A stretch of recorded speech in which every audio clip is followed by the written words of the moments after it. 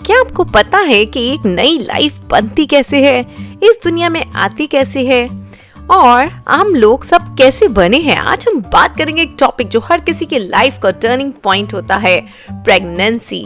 पर आज हम फैक्ट्स के साथ इमोशंस, चेंजेस और कुछ अमेजिंग ट्विस्ट भी डिस्कस करेंगे। जब स्पर्म और एग मिलते हैं, एक सिंगल सेल जाइगोट बनता है। यहीं से शुरुआत होती है एक नई लाइफ की। जाइगोट प्लांट होता है यूट्रस में, जैसे भी जमीन में। 20 लाख से ज्यादा स्पर्म रेस लगाते हैं और सिर्फ एक स्पर्म जीतता है, ब्रेवो। अब एम्ब्रियो डेवलप होता है, प्लेसेंटा बनती है और मदर्स बॉडी हार्मोन्स रिलीज करते हैं, लाइक एचसीजी, एस्ट्रोजन और प्रोजेस्टेरॉन। कुछ ही हफ्तों में हार्ट बीट सुनाई देने लगती है और लिम्ब बड्स दिखने लगते हैं। 2,50,000 न्यूरॉन्स पर मिनट एम्ब्रियो के ब्रेन में बनते हैं। सोचो कितनी तेज डेवलपमेंट होता है। प्रेग्नेंट मॉम की बॉडी बिल्कुल अलग बिहेव करने लगती है। उनका वेट गेन होता है, नोजिया लाइक फीलिंग होती है, ब्रेस्ट एनलार्जमेंट होता है और मूड स्विंग्स भी आते हैं।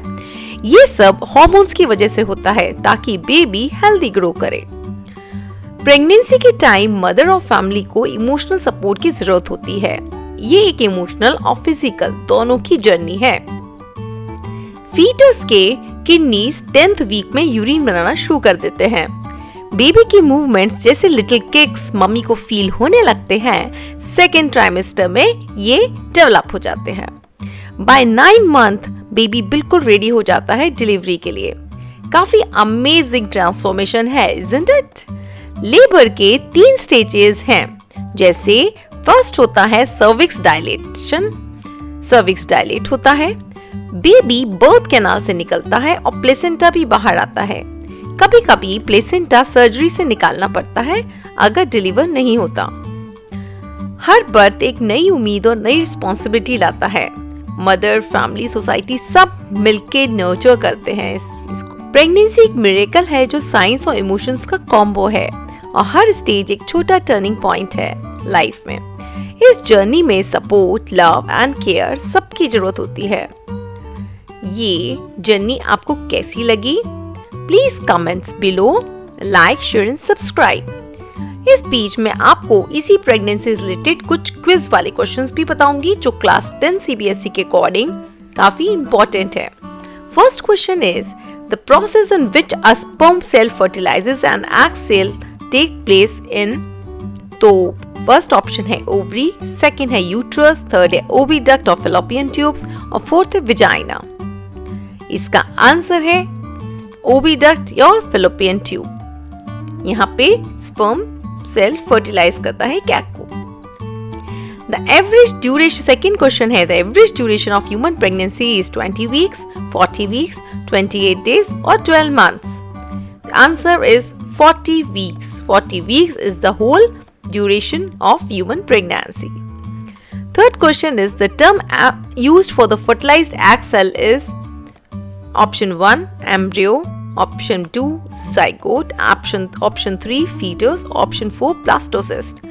So the answer B, answer 2 is the correct one, that is zygote. Next question, which hormone is responsible for maintaining the uterine lining during early pregnancy?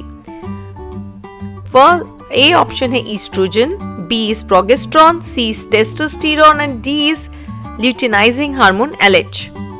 तो answer is progesterone, B.